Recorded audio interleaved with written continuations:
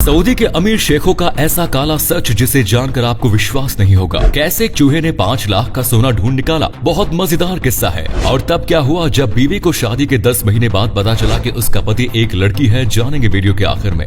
Number 9, मुस्लिम लोग Saudi अरब के लोगों को अपना आइडल मानते हैं, पर आज हम आपको सऊदी अरब के लोगों का एक ऐसा सच बताएंगे जो आपको भी चौंका देगा। सऊदी अरब के मेल हर थर्सडे को बहरीन चले जाते हैं, क्योंकि सऊदी अरब में एंटरटेनमेंट के नाम पर सिर्फ बाहर जाकर खाना खाना होता है। वहीं बहरीन में जाके वे शराब पीते हैं, जो कि काफी सस्ती भी मिलती है। बहरीन में प्रोस्टिट्यूशन भी लीगल है, इसलिए सऊदी अरब के लोग वहाँ खूब एंजॉय करते हैं। और फाइनली सैटरडे को सऊदी अरब वापस आते हैं, जहाँ पे सबसे पहला काम करते हैं मक्का जाके काबा के पत्थर को चूमना, ताकि उनके बहरीन के किए गए कांड अल्लाह माफ कर दे। नंबर 8, आपने आज तक कई ऐसे चोरों के बारे में सुना होगा जो सोने पर हाथ साफ कर जाते हैं, पर क्या कभी आपने किसी चूहे को सोने के जेवर चुराते देखा है? ये कोई मजाक नहीं बल्कि ऐसा हो चुका है। बात है मुंबई की।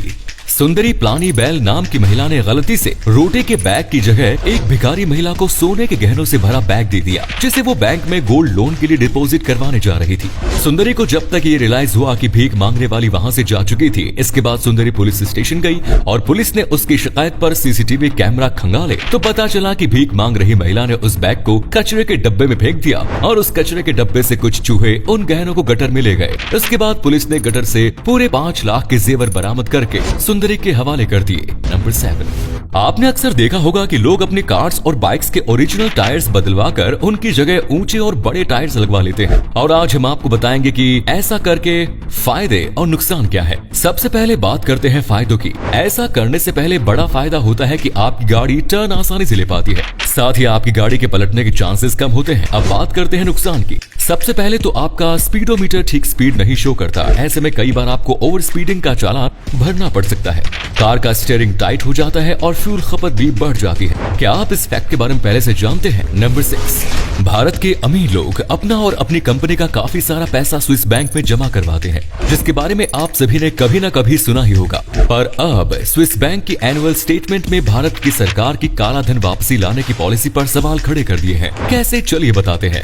भारत सरकार ने डिमोनेटाइजेशन किया ताकि काले धन का पर्दाफाश किया जा सके, जो कि फ्लॉप प्लान रहा। पर हाल ही में स्विस बैंक ने एनुअल स्टेटमेंट जारी की, जिसमें बताया गया है कि स्विस बैंक में जमा होने वाले भारतीय पैसों में पिछले 1 साल में 50% ग्रोथ दर्ज की गई है, जो पिछले 14 सालों में सबसे ज्यादा रही। मजे की बात यह है कि सरकार पार्लियामेंट में ये दावा भी कर चुकी है कि 2014 से 2017 तक स्विस बैंक में जमा होने वाले भारतीय पैसों में 80% की गिरावट आई है। फिर ये 1 साल में कितना हाइक कैसे आया? हालांकि सरकार और स्विस बैंक दोनों ही इस पैसे को काला पैसा बताने से बचते रहे हैं। आपको क्या लगता है, अचानक से इतने हाइक का कारण क्या हो सकता है? कमेंट्स में लिखकर बताएं। नंबर 5, अगर आपसे पूछा जाए कि भारत का एक व्यक्ति औसतन कितने साल जीता है, तो आपका जवाब क्या होगा? चलिए आज हम आपको इसका सही जवाब बताते हैं।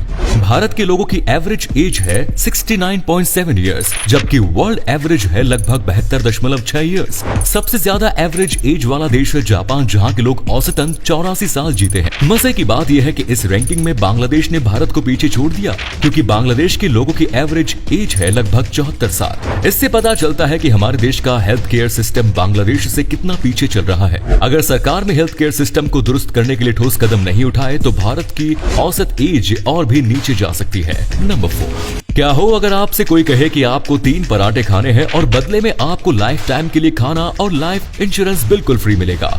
आज हम आपको ऐसी ही एक जगह लेके चलते हैं जहां सच में ऐसा होता है। हरियाणा के रोहतक में एक पराठे का रेस्टोरेंट है, जिसका नाम है तपस्या पराठा रेस्टोरेंट। इस रेस्टोरेंट में कुछ इस तरीके का 2 फीट डायमीटर और 1.25 किलो का एक पराठा बनता है, और अगर कोई व्यक्ति ऐसे 3 पराठे अकेले खा ले तो उसे ये रेस्टोरेंट लाइफ टाइम के लिए खाना फ्री देता है और साथ ही लाइफ इंश्योरेंस भी करवा देता है। आपको बता दें कि आज तक सिर्फ 2 लोग ही इस काम को कर पाए हैं। आपको क्या लगता है कि आप ऐसे 3 पराठे खा सकते हैं? कमेंट्स में बताएं। नंबर 3, नॉर्थ कोरिया से आए दिन ऐसी खबरें आती है कि सुनने वाले अपना सर पकड़ लेते हैं, क्योंकि वहाँ का तानाशाह है इतना सन की। वैसे तो ये अंकल अपने नागरिकों से उसके स्टाइल कॉपी करने को कहता है, चाहे फिर वो इसका अजीब हेयर कट हो या फिर उसका ड्रेसिंग स्टाइल। पर हाल ही में अंकल ने एक ऐसा कानून पारित किया है जो आपको भी चौंका देगा। नॉर्थ कोरिया के इस नए कानून के मुताबिक वहाँ कोई भी व्यक्ति ना तो लेदर का कोट पहन सकता है और ना ही उसे बना सकता है। मजे की बात यह है कि ऐसा अंकल ने किसी एनिमल प्रोटेक्शन प्रोजेक्ट के तहत नहीं किया,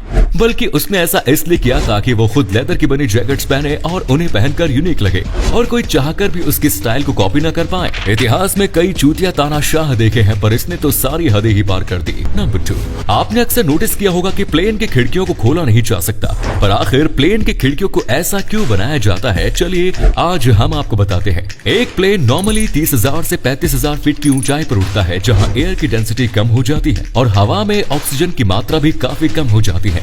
इसलिए एक फ्लाइट्स के अंदर का प्रेशर बाहर के प्रेशर से ज्यादा रहता है, ताकि पैसेंजर्स प्लेन में अच्छे से सांस ले सके। पर अगर किसी वजह से प्लेन की खिड़की टूट जाती है या खुल जाती है, तो उस केस में प्लेन के अंदर की हवा काफी तेजी से बाहर की ओर जाने लगती है और ये इतनी तेज होती है कि अपने साथ एक हट्टे कट्टे इंसान को भी उड़ा कर ले जा सकती है। और ऐसा होने पर प्लेन में बैठे लोगों को सांस लेने में तकलीफ होने लगती है।